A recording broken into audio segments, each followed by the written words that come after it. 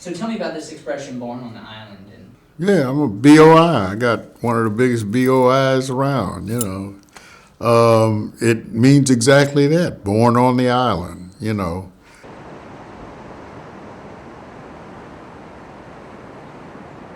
Growing up here in Galveston it was great. You know, I mean, this is an island. How much better can it get?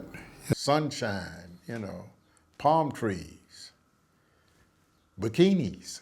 You know, I mean, what could be better than living on an island? Galveston is 37 miles all the way around, and its widest point is 4 miles. So that means Galveston is long. It's a peninsula. We are the piece of land that actually stops a hurricane from being massive at the oil refineries just on the other side of Galveston Bay. Hurricane made landfall with very little notice. Like more information on the great storm in the parlor feed in front of Willie G's restaurant where we talked about is a theater, and there's 2 short film topics we're taking a look at in Galveston, Texas. Then we have FAVS. I haven't been to this place since Ike hit, so it stood Hurricane Carla. So Hurricane Carla, Hurricane Alicia, and all the other hurricanes after that. tell me how it feels right now to see this place. It brings back a lot of memories, you know. Like I said earlier, it's kind of like an eerie feeling because we wrote it out in this place, and yeah, it's good to see that they're remodeling it because it's been up since the 60s. Our bedroom is right there to the right. That window broke out the night when the wind picked up. That window broke out. So the way the house is made, it's like straight back. So when the window broke and the door flew open, all the wind just went straight through the house. The winds of the rain picked up at around 7:30, and we were just sitting on the porch. You know, the sun was shining, and we were just sitting on the porch long enough until it was unbearable to sit there. And so I took a slack, like a piece of wood, a bed slack or something, and I put it right up under the knob of the door, thinking that it was gonna, you know, stop it from, because I pushed it, I had to, with all my might, I had to push it closed, grab the slack, and put it like right up underneath the door. And so I let it go, and you could just see it was just slowly just blowing open. So I,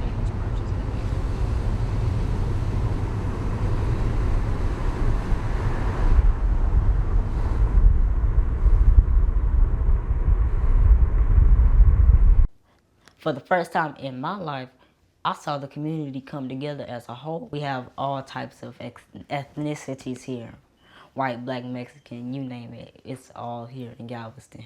Now that I think about it, it made me appreciate the things that I have right now, because that lets me know that if another hurricane comes, I know that I have something that I can remember.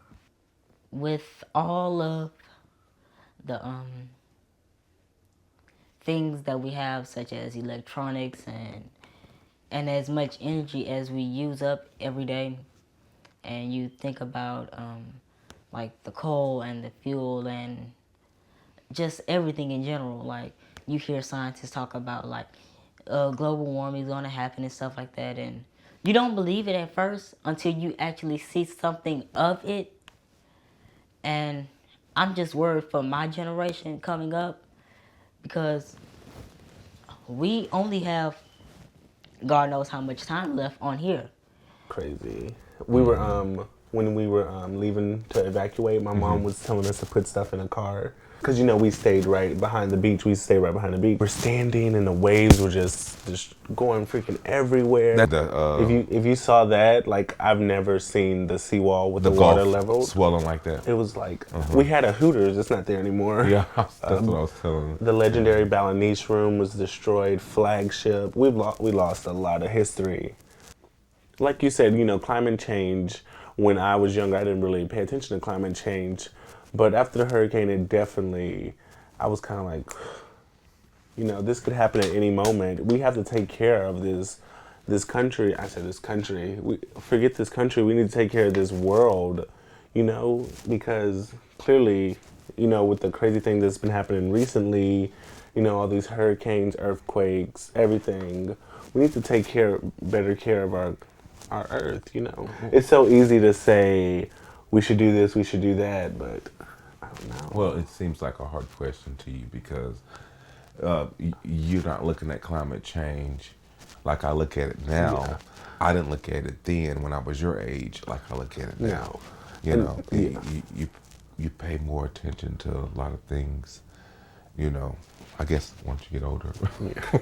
Not calling myself old, but you know, as time goes by, as you hear things, you start to notice things.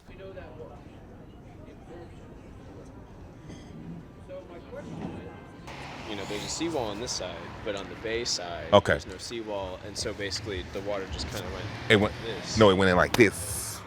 Oh. Yeah. And these things should have been open already. They should have been already open. We had to go to food trucks, the hospitals were closed, and everything was just shut down. But during that time, the community, we all came together to support one another, to just lift each other up during that time.